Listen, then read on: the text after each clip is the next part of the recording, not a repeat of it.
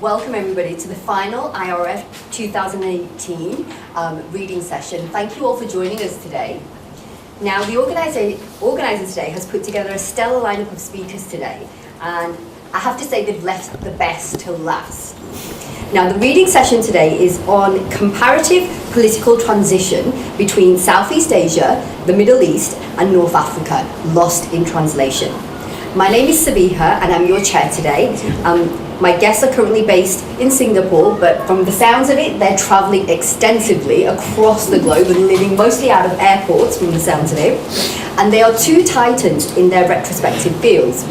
Now, combined together, they have over 60 years of experience in their fields.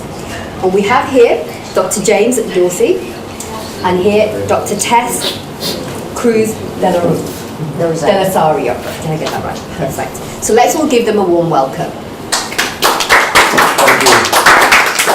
Thank you. Now I have an extra message here for the audience that's online today. That's you over there, okay? That's you over there, okay? We're really wanting you to participate and join in the conversation, in particularly during the discussion part of today's session. So please, if you hear anything being discussed here today and you have a burning question, please start using those fingers, get those questions to us, and the team here will make sure that we put them to both our guest panel today. Also, if you're liking what the IRF is doing, please like and support and subscribe to the channel as well. So, what's on the agenda today? So we're going to spend the first 15 minutes doing introductions, and then we're going to hand over to our esteemed guests, who are then going to spend an hour talking about their subject matter, and they're going to present. And then we're going to leave the last 45 minutes for discussion, and that's where not only the online community comes on board, but also our small yet wonderful audience who's here today with us. Now, comparative politics transitions between Southeast Asia, the Middle East and North Africa, lost in translation. In this book, both James and Tess investigate the theme of global transition with a cross-regional comparative study of two areas experiencing change over the past 3 decades: Southeast Asia, the Middle East, and North Africa.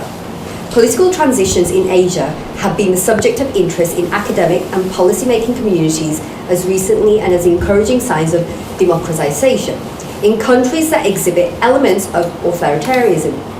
In these countries, with relatively open political systems, transitions to democracy have been complete, albeit messy, flawed, and highly contested. In contrast, countries of the MENA region that have been gripped by revolts in recent years find themselves in the midst of chaotic and uncontrollable transitions. Why are there such differences between these regions? What, if anything, can be learned and applied from the transition in Southeast Asia? These questions are answered here as Asia's experience in contrast with the Arab revolts and the struggle of the different countries in the MENA region to fashion a new social contract between states and citizens. So we have James here, who is a senior fellow at the Rajanan School of International Studies at Singapore, Nanyang Technological University. He's also a syndicate columnist and the author of the blog, The Turbulent War of Middle East Soccer. He's a veteran, award-winning foreign correspondent whose career focused on ethnic and religious conflict.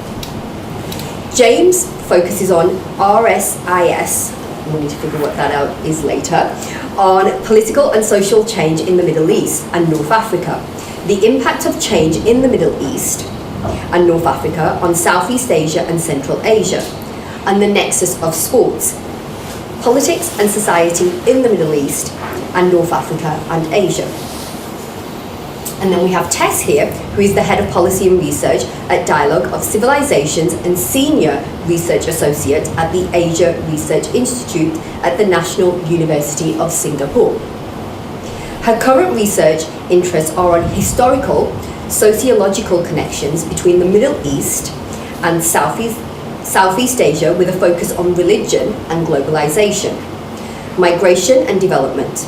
She has co-authored a book with James on a comparative political transitions in Southeast Asia and the Middle East, and has just completed a co-edited volume on the development state, Comparative North-South Perspectives. She has a background in sociology, social anthropology, sorry, that's a bit of a mouthful, and public policy from the New York University, Harvard University, and Boston College. So, without further ado, I'm going to hand over to Tess.